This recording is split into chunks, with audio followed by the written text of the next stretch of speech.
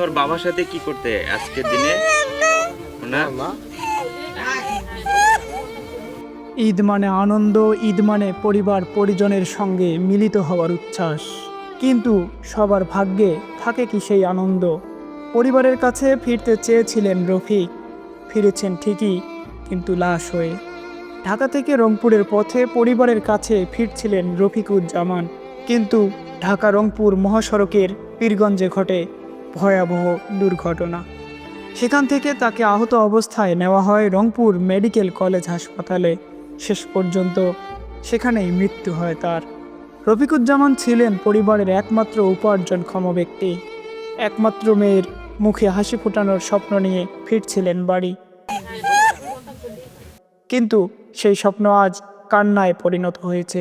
মানে রানিংয়ে গাড়ি চলছিল, সামনে থেকে একটা গাড়ি এসেছিল।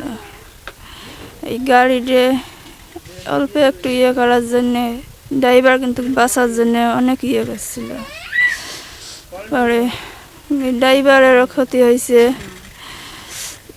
গাড়িটা অল্প একটু জন্যে আর হয় নাই।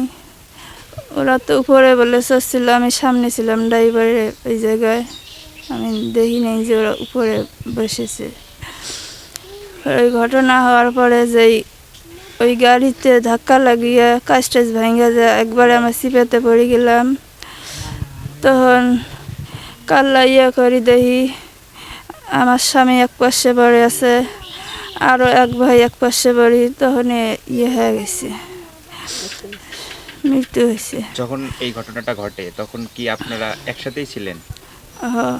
একই গাড়িতে? একই গাড়িতে ছিল। আচ্ছা, এটা রাতে ঘটে না দিনে? দিনের ঘটনা। উনি ছাড়া আর কোনো সমস্যা হয়েছিল অন্য কোনো কারো? হয়েছিল, আরও একজনকার মৃত্যু হয়েছিল। ওনার বাসা কোথায়? নাকেশ্বরী, কাগলা। আরও 3-4 জন আহত হয়েছিল। তারপর এইটা এক্সাক্ট কোন জায়গায় ঘটছিল? পীরগঞ্জে, গাইবান্ধা পীরগঞ্জ। তারপর ওখান থেকে কীভাবে আসলেন? তারপরে আমার এক ভাই ছিল, ওর আর ক্ষতি হয়েছে, মাথায় ফাটে গেছে। পরে আমার বাড়ি করার জন্য ওরা তো জানে আমি আমার বাচ্চা ড্রাইভার নাই। পরে সবাই মিলে গাড়ি লক দেওয়া ছিল, গাড়ি টান দিয়ে ভাঙ্গা আমার বাড়ি করছে, ড্রাইভারকে আমার মেয়েকে বাড়ি করছিল। তারপর আমি যা আমার স্বামীকে করে ধরি, মাথা দিয়ে রক্ত তো ছুটছে সেই মতো। পরে ওখানে কাজ করে আরো লোক, সেটা গাড়ি নিয়ে আমারে পাঠাই দিল, বললো যে এর গার্জিয়ান আছে না নাই। পরে বললাম যে আমি গার্জিয়ান। তোমার কি হয়? আমি কই আমার স্বামী হয়, আর এটা আমার মেয়ে। পরে ভ্যান গাড়িত করে নিয়ে মেডিকেলে গেল। মেডিকেলে যাওয়ার পরে ডাক্তারে নাম লিখলো, ঠিকানা নিল, পরে মাথায় সেলাই দিল, দিয়ে বলল যে তারা যতদূর সম্ভব তাড়াতাড়ি মেডিকেলে নিয়ে যাও রংপুরে। পরে অ্যাম্বুলেন্স ঠিক করলো। পরে ওখানে গেছিল পুলিশ, গেছিল আরও গেছিল।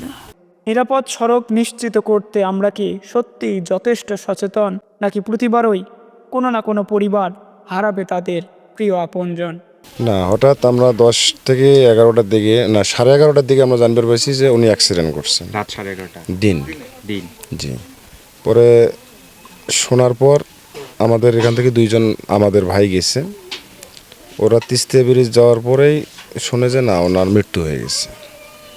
পরে ওখানে ওরা ছিল, ওখান থেকে ওই এলাকার লোক অ্যাম্বুলেন্স নিয়ে পাঠাই দিচ্ছে। জাস্ট এরা আবার তিস্তা হয়ে অ্যাম্বুলেন্সে নিয়ে বাসায় চলে আসে। আসলে এটা ওই যে গাড়িতে আসছে তাদেরকেও অবশ্যই এনাকে সহযোগিতা করা উচিত।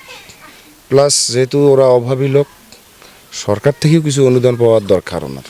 এই সরকার থেকে অনুদানের বিষয়টা আপনি কতটুকু আশ্বাস দিবেন? না, আশা করি যে কর্তৃপক্ষ এটা নিয়ে চিন্তা ভাবনা করবে। অবশ্যই আপনারা যদি প্রচার করেন সেই ক্ষেত্রে হয়তো বা ওরা এগিয়ে আসবে, আর আপনারা প্রচার না করলে তো আর আসবে না। আমার মনে হয় যে আপনারা যদি ঠিক মতো প্রচার করেন তাহলে ওরা অবশ্যই মানে সরকার থেকে কোনো না কোনো অনুদান আসবে, এটা আশা করি আর কি। আব্দুল্লাহ আল আমিন, নিউজ ডেস্ক, তৃণমূল।